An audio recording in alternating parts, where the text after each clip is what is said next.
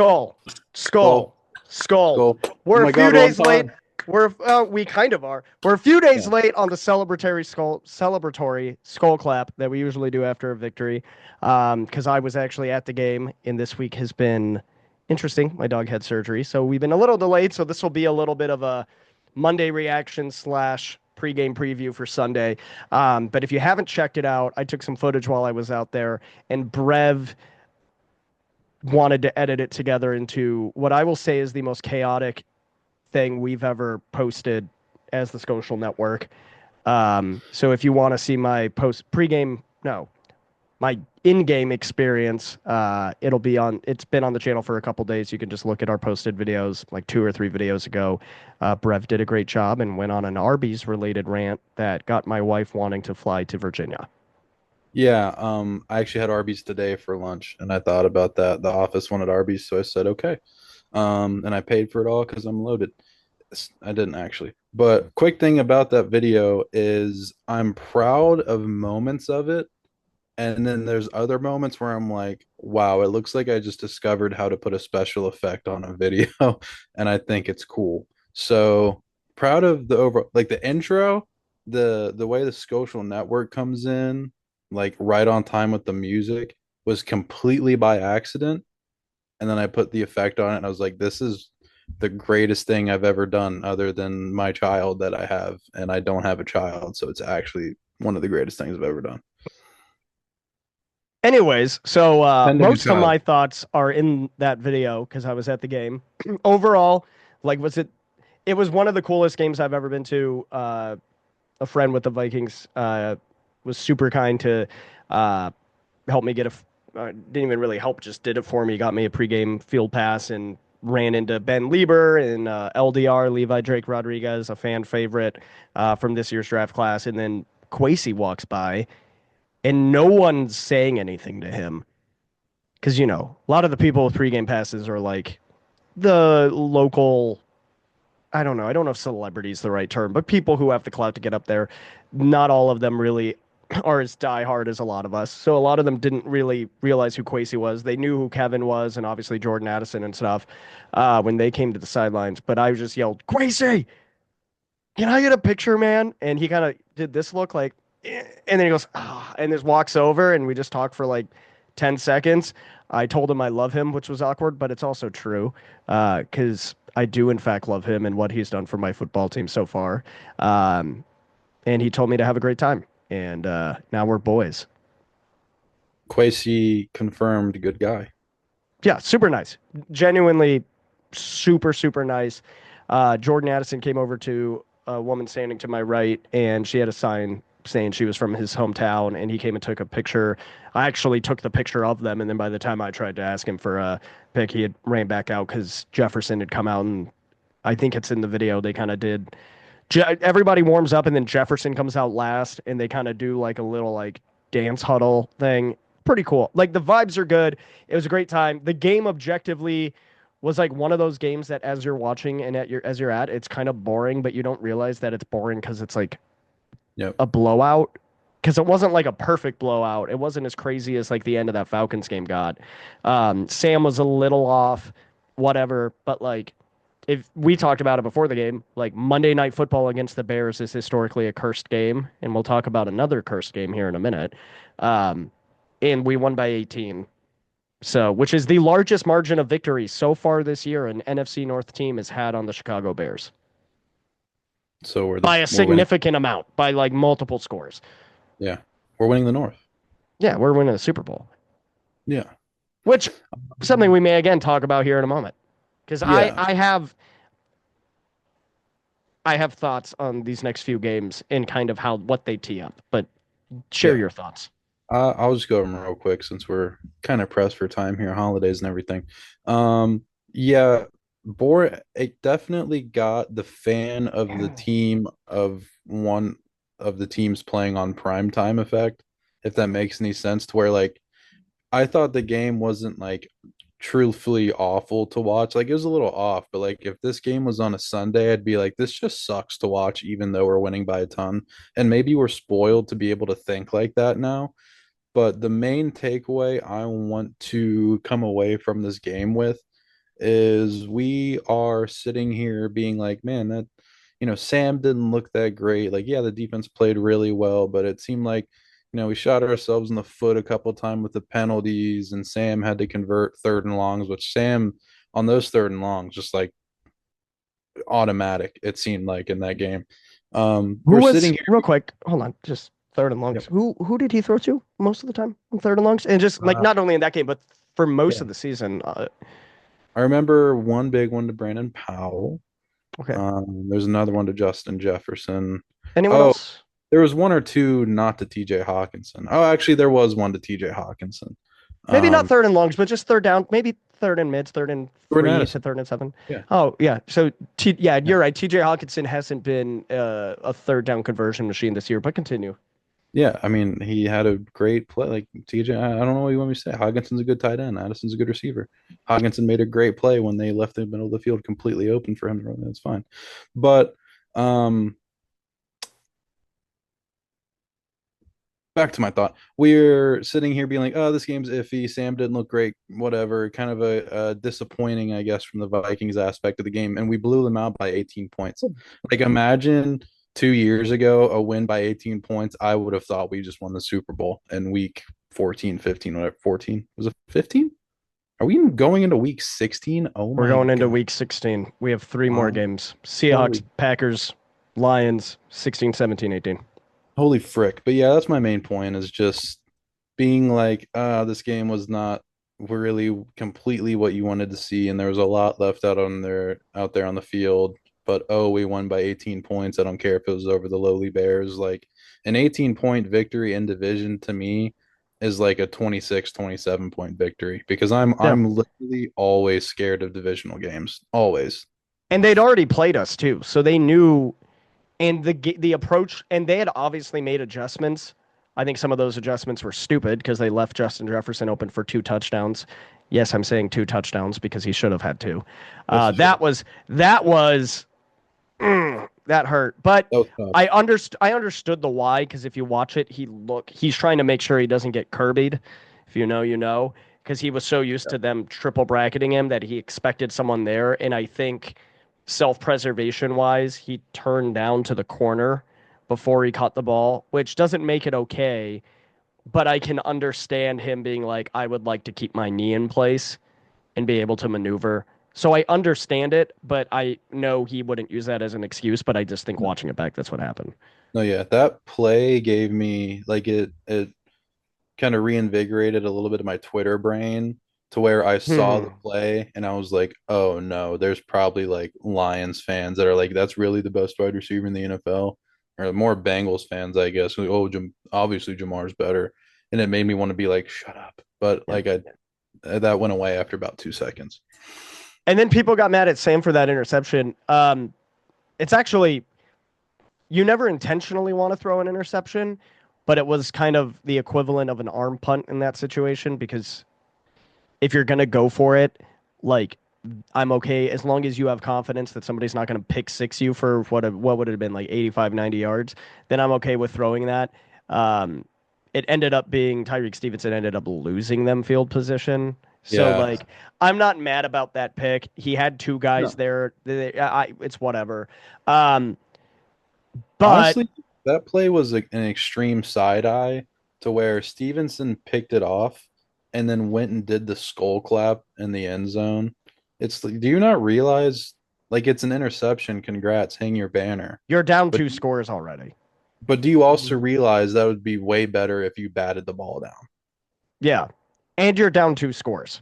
So that's the rare instance to where like obviously the good outcome is Jefferson catching that pass that what the player two before and then I don't know, converting the first down.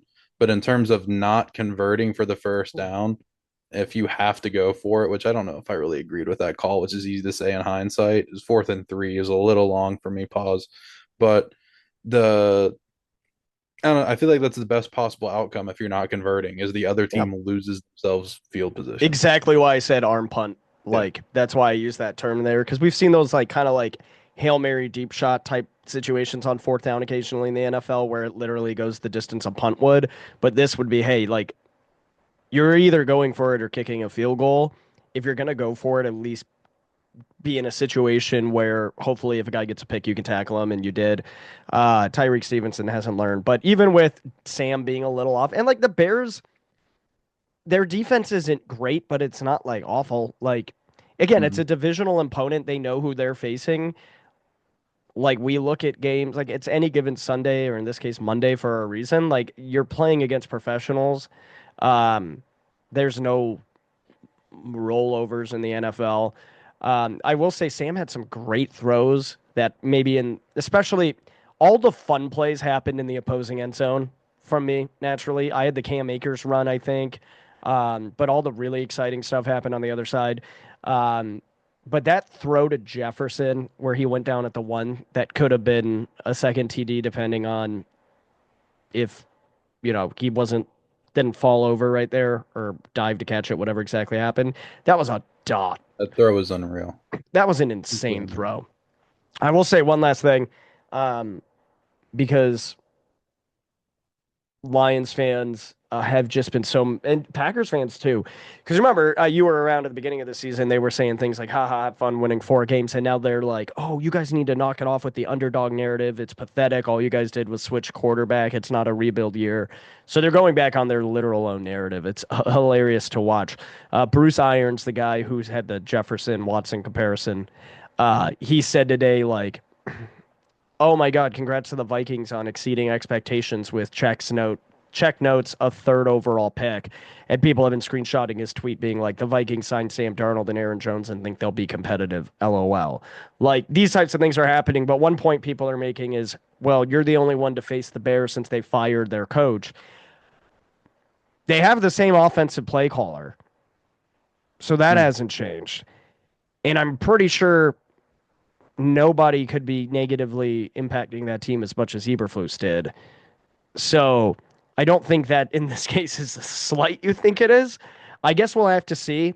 Um, I am rooting heavily for Caleb Williams to have a career game on Sunday. Like, obvious reasons, but man, that would be the funniest thing. Funniest possible thing.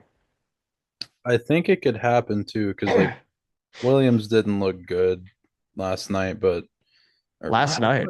what the? It's just such an. It just rolls off the tongue. It's so easy. Uh, 4 or 5 nights ago, Caleb Williams didn't look that great, but oh yeah, him having a career game this week would be generational. But I still think Caleb Williams is the guy in Chicago, unfortunately.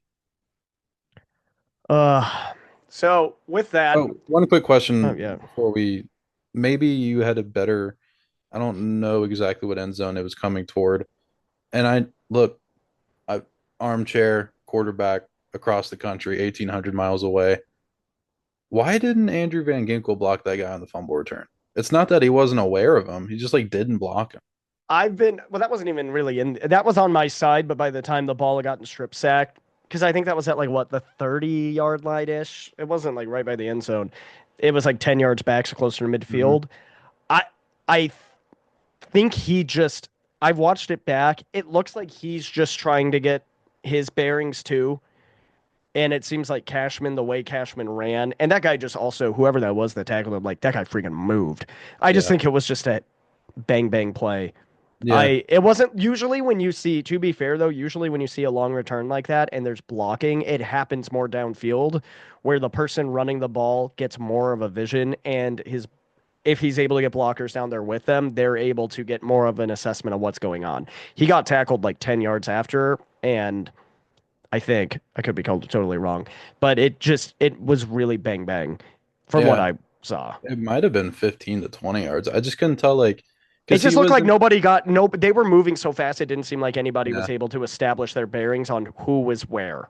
Is he what it was, looked like. it just looked like he was kind of in a weird position to go for the block. Like he didn't want to block the guy in the back because he knew he got beat. But I don't know. That's also true. Yeah, that guy. Credit where it's due. Whoever that was on the Bears offense who did that was freaking flying, because he Yeah. kind of rocked Cashman. Yeah, he He did. kind of smacked him. Yeah. Like, so. With that, as we said, historically, a Monday night football game against the Bears, or just really any game against the Bears, 90% of the time, no matter how bad the Bears are, how good the Vikings are, it's just kind of a cursed matchup. we are in a series of cursed matchups Hmm. for the month of December, realistically, but really these last 4 games. Bears check off the list. Obviously, end at Detroit on some unknown date and time at this point. I think it's currently set for that Sunday, but not a specific time. Could be moved to Monday. Could be moved to another. Can't they do a Monday game in Week 18? I don't think they do. I'm just making sure because that would be terrible if that happened, and then you had a Saturday playoff game. I think that's why they don't do it. Probably good. I think those games could be Saturday too. I don't know, but it could get moved. I looked at Ticketmaster and it said like date not even available. Yeah. Well, if All it's for that the to say, North, if it's for the North and the 1 seed, it's Sunday night. Like oh, no ifs. 100%. Yeah. All that being said, then Green Bay, which is always a tough matchup in Minnesota next weekend. And then this week, a place we haven't won in nearly 20 years. I will tell you this, the last time the Vikings, trivia question, won in Seattle, who was the quarterback for the Minnesota Vikings? Oh man, I actually know this too. It's not Brad Johnson. It's too late for Gus Farad. What was the first one you said? Was it Brad Johnson? I'll confirm or deny this way. It was a journeyman quarterback wearing number 14. It was Brad Johnson. Okay, I was like, I what? say that I was like Sean obviously because Hill. at this point the Vikings, hey, I think he was number 13. Respect Sean Hill. Was At oh yeah, Castle was 16. Have we yeah. had a 15? I don't think the For Vikings the have had a. viewers, I know obviously that would be way too early for Sean Hill. Please Yeah. relax. Yeah, it's been almost 20 years. And it was Brad Johnson in his second stint with the Vikings. I believe that was the first year. So, fun fact, the first Vikings jersey I had that was an active player was a Brad Johnson jersey that year. It was the first year of the pipe jerseys, the ones Yep. everyone loves. No one criticizes whatsoever. I think our friend Leighton Gordick from Vikings TikTok and Twitter is probably the biggest supporter of those. He even like shared a mock-up of those as modern Nike jerseys. Anyways, but yeah, Brad Johnson. So a journeyman quarterback wearing number 14 went into Lumen Field, or what was it at the time? Uh, then it might have been crap. I know I what. I knew it for so long.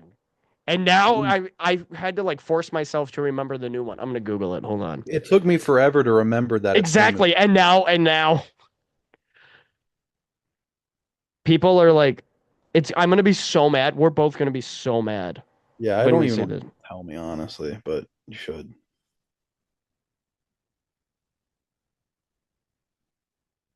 I'm Come gonna be on. really pissed. Really, really pissed.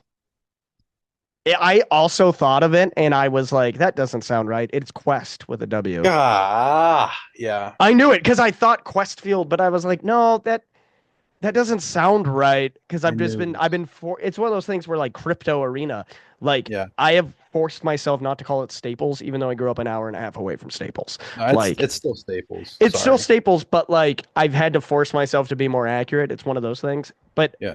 Staples, not to compare the brand recognition and history of Staples Center and Quest Lumen Yeah. Field. Like, Obviously. anyways, I've determined though if we can go 3-1 over this stretch, we are winning the Super Bowl.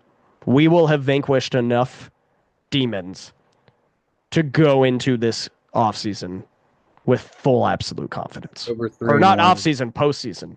Over the 3-1 over like last week through the last 3 weeks. Yep, over the series of cursed games, our last 4 games.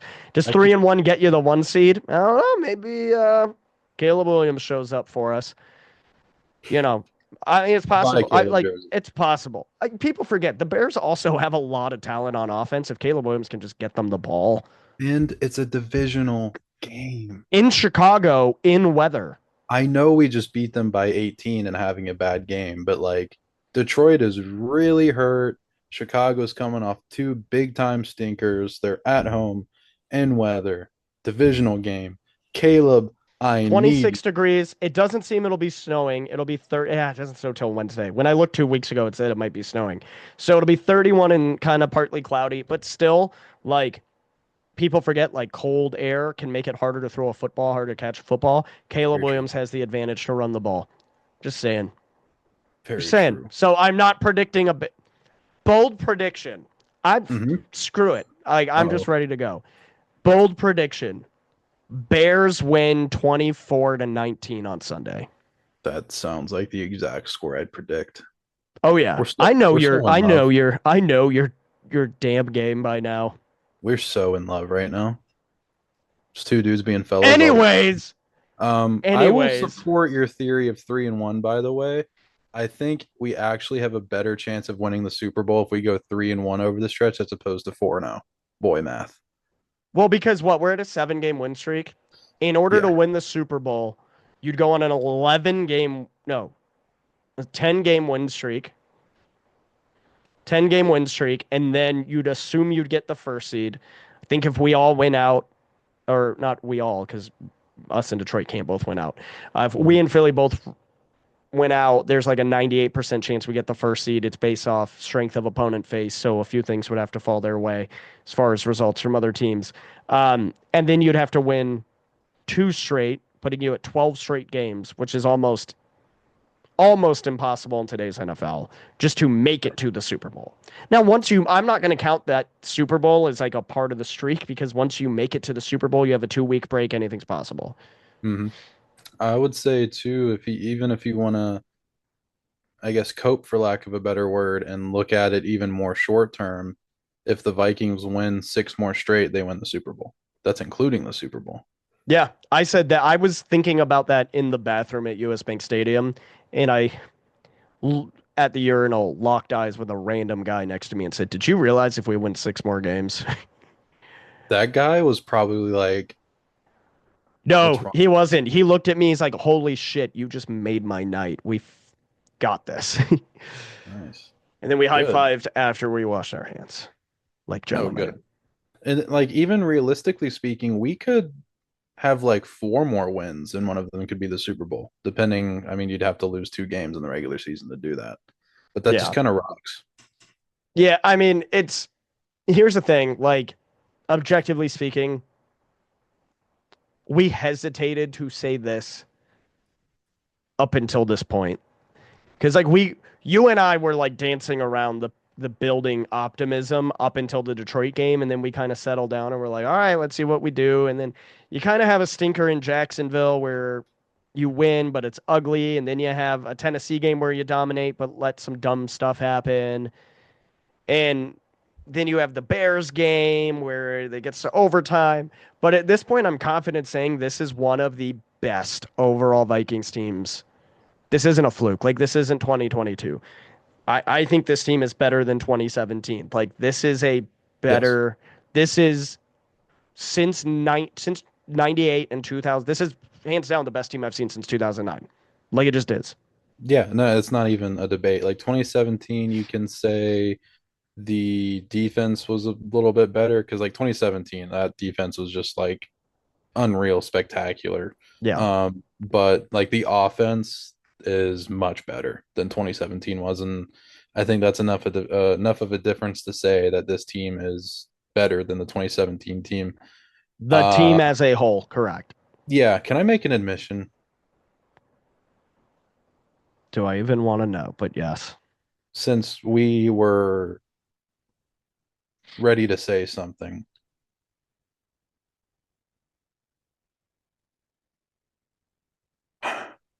Oh God, JJ are JJ you gonna? McCarthy's my guy. JJ McCarthy's my guy. I think he can still be the future. I'm open to re-signing Sam Darnold now. I really am. I'm not saying do it. I'm not saying your franchise is cursed. But before I was hard stance like no, no, no, can't do it. You cannot do it. He was this year. You can't spend that money while you're trying to build this type of team. At the very least, you have to get something for Sam Darnold, and Yes, maybe a that's hundred where per. it's You coming from. franchise him. But like if they gave him, it again, it depends on the money. But in a vacuum of having Sam Darnold back next year to start at least, yeah. Yeah. Now if you're giving him $35 million, I don't know, and that might be what he commands. But No, he's gonna command 40. His yeah, agent's I gonna was ask. being I was His being agent's nice. gonna ask for 40 to 43, maybe 45. it probably ends up somewhere in that range. At lowest, I'd say 37, 38, depending on, and it depends so much on, because again, I think he's not going to want to go to a dumpster fire that may No, be offering him more money. So I'm going to say, like, people might watch this back in live and be like, you said Darnold would only get 38 million. He signed some $48 million. Like I'm saying, I'm putting that as a safe number for him to get good money and sign with a team that possibly like the Rams if Stafford retires, like things like that. Like San hmm, Francisco is a rumor if they move on from Purdy, which I don't see them doing at all. But like those types of situations where like he takes less to go to a team where he's like, no, I know I need, like I can admit I need good infrastructure to win. That type of situation. Um, but no, I'm in the same boat. However, I do not want to sign him to anything more than a 1 year fully guaranteed with a second year option contract. And yeah, I still think if the Vikings lose in the first round of the playoffs, it's off the table for me. yes, Because the reason they will lose in the playoffs will be one of two reasons. One, Sam Darnold somehow regresses and you know that you can't count on him. And for the same reasons fans held Kirk accountable, you need to hold him accountable. You can't give him more tries like Kirk got. Or second, another glaring weakness in the team, like the secondary, which I wouldn't even say is a weakness right now, but it becomes a weakness, or the defensive interior or the offensive line interior is so bad and it costs you so much that you cannot allocate funds that would otherwise go to fixing it to something else. yes. So in that sense, you have to win a playoff game to keep that even in consideration. If you make a run, if you end up in the NFC Championship or my God, beyond, it's going to be very hard to tell this fan base, say bye bye. Yeah, and I think back to the Kirk Cousins era of paying a quarterback that probably can't get you over the hump so much money for no reward. And it's obvious now that it held the team back no matter how much you can fiddle with the cap. Like what the Vikings did this previous offseason made it obvious that to a degree, Kirk Cousins' contract was holding this team back. And the quarterback market is what the quarterback market is. So I I'm opening up to the idea of Sam Darnold coming back, but I also have to realize, and I think Vikings fans also have to realize, like we've seen obviously not the success that we've seen with Sam Darnold with Kirk Cousins when he was here, but we have seen good statistical quarterback years that are like, oh, this guy is really good. He could do it. And it's week 16 now. And then come playoff time, it's So that Yeah. could still happen. Yeah. And we only have a few more minutes, but I will say this and then we'll quickly actually talk about Sunday Mhm. legitimately for a couple minutes.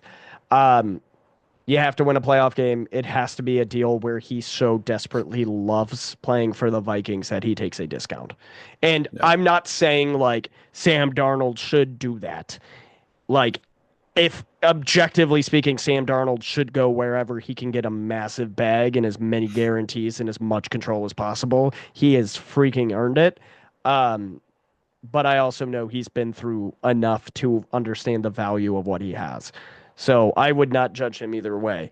Geno, speaking of quarterbacks who took advantage of surprising performances, Geno Smith and Kenneth Walker both good to go on Sunday. Does Geno playing really change your thought? I mean, obviously playing Matt Corral is a much different game, but does Geno scare you in his current state? Sam Howell? Well, Sam Howell would have been the backup, but now I'm saying like obviously if we were going against him, we would know like we're gonna be fine. But does Geno Smith Well, scare you in his I know current you said form? Matt Corral. Oh, I said Matt Corral. Similar names. No, yeah, I just mix up. No, it's just I mix up that entire draft class at this point. Yeah. They've all just Desmond Ritter, like they've all just been sent all like they none of them are Kenny Pickett. Well, I won't mix up Kenny Pickett, but like they've all tiny hands, but they've all been sent so many places at this point. So Thank yes, you. Sam Howell. Thanks for reminding me that Matt Corral existed and was a Viking like this year. I Didn't forgot his he was a one snap Viking. in preseason or like his first snap in preseason, he got a safety or something like that? Yeah. I forgot he was a Viking like the moment we cut him, to be honest. But shout out Same. Matt Crowell. Hope he's doing well. Anyways, we have limited Yeah. time. Does Geno Smith So genuinely scare you? yes, maybe not genuinely scare me, but scares me a lot more than. And I like Sam Howell, but seeing him last Sunday, I was like, eh.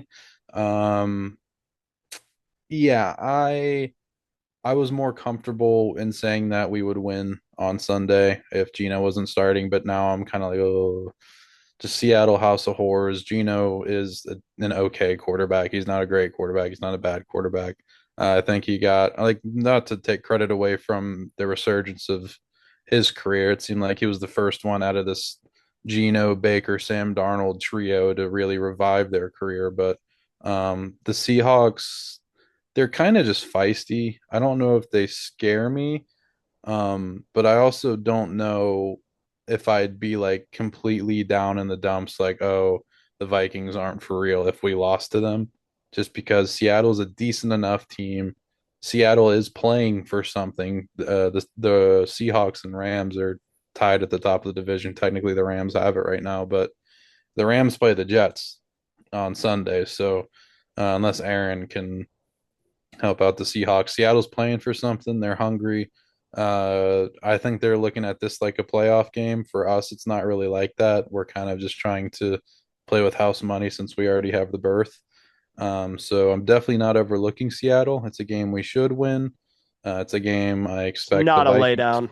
No, I expect Minnesota to win this game, but I think Seattle's hunger, like they're not on life support or anything, but they have to win the division to make the playoffs and have a chance. Yeah, So they're they're in they're in scratch and claw mode right now. yes, What's your score prediction? It's going to be 26, cold and it's going to be like 40 degrees and raining. 26-21 Minnesota. Oh, you got a tight one. Yeah. I agree with pretty much everything you said. I will say the one thing that, like, when we started seeing how good, like, after the first month of the season, and we started to be like, oh, wow, this season's going differently than we expected, and we started to kind of reassess this later part of the schedule, Seattle scared me a lot more then than they do now. Yeah. Their defense started off insanely hot. Right now, not again, like to your point, they're feisty. Their defense is middle of the pack right now. Yeah. Their total defense is only 19th. They give up a lot of yards and a decent amount of touchdowns. Like we're talking 35 touchdowns. Their offense, um, their running game isn't really picking up a ton of yards. That's mainly from their passing game, but they're getting a lot of touchdowns. I think they have had it here specifically. What am I doing? Their Seahawks have the 28th ranked rushing group, but out of anyone, geez Louise, but they have more rushing touchdowns than anyone starting at place 10. So at 10, you have 12 touchdowns, and then you get down to Seattle, who, again, 28th in yards, under 100 yards a game at 94. They have 17 rushing touchdowns. So Hmm. they obviously know how to run in the red zone. You Yep. would assume that tells you. Um, but I think, like you said, like this is a completely losable game. But matchup wise, skill wise, the only thing that scares me is Jalen Merman has become a key part of the team, and he's out, and then Harry might be out, um, which that probably means Theo Jackson or Metellus ends up in there Or playing. Lucine. Ha ha ha ha ha ha ha ha ha. Hmm. But I think the Vikings should win. I'm gonna get really gritty pre-playoff December football outdoor in the just the Oh yeah. rain, and I'm gonna say 17-10. Let's go. As John Gruden would say, that sounds nicey. That gets me going. That gets me excited. Yeah. Yeah. All right, our Zoom's about to run out. One last thing. Ha ha ha ha ha. Atlanta Falcons. My God. I mean, I don't. I can't even say I told you so because I didn't think this would happen. have you talked to any of your friends? Your little I anti-Quasey gang? How are they I doing? am aware of who you are referencing and how he is doing, and No, I'm I've talking about two of them. Because, oh you know, well, Cinnabon also had some Oh, thoughts about the moving he's on. he's loving it. He's Really? loving it. Oh, Yeah. okay. Hey, I know Yeah. you watched, so props Um, to you. I thought you yeah. were a little more on the Quasi made a mistake side, but hey, I'll take it. Yeah. He's still not a Quasi guy, but he's loving seeing Kirk go down. Because Props. he was a Kirk hater at first, by the way. It And seemed then like it got confusing a little bit. yeah, well, no. So what happened was the other guy we're referencing very quickly kind of brainwashed him and somewhat brainwashed me into like being like, hey, Kirk Cousins might be this guy that's better than who he is. But all love to the other guy that slightly brainwashed us. I'm aware of how he's doing. I'm aware of how he's handling this. And with that being said, I will respect his privacy at this time. Ah, it feels good to victory lap being right. And Shout guess what? I can officially say that because the Vikings clinched a playoff spot. You think you can, anyone like rival fans or people in the fan base who disagreed with us saying it was right to move on from Kirk, you can't say, like, well, Sam Darnold didn't win a playoff game either. Sam Darnold's been here 1 year and he won in his yeah, first year, which Kirk didn't do. yeah, Like, if Sam Darnold wins a playoff game this year, God forbid two, yeah. I forget about absolute Kirk Cousins. cinema. Yeah, The potential of this is just insane. But to get there, you have to win in Seattle to keep the true. momentum up. You have to try everything you can to lock in home field. That includes for the Packers game. Be loud. Cheapest tickets right now are close to $500 for nosebleeds. Holy. Yeah, yeah, So we're absolutely going. insane. 100 level seats, like 136. Somebody sent me, is like $750. Wow. That's good. And people said they sold their season tickets when we let Daniil and Kirk walk. How the tables have turned. Quasey and Kevin O'Connell have absolutely cooked you. Who would have thought? Everybody wish me happy birthday in the comments. It's Sunday. I was gonna say, I was like, was it today? I knew it was like one of these days. No, it's on Sunday, the day of the Seattle game, in which I will be at a friend's Christmas event. Congratulations on turning 22 while looking 55. 25. Welcome to the wrong side of 20, baby. It's all right. It's all downhill from here. It will. I will give you advice now that I'm 32. Anyways, we're going to end this before we get kicked off. Skull Vikes. Talk to you soon.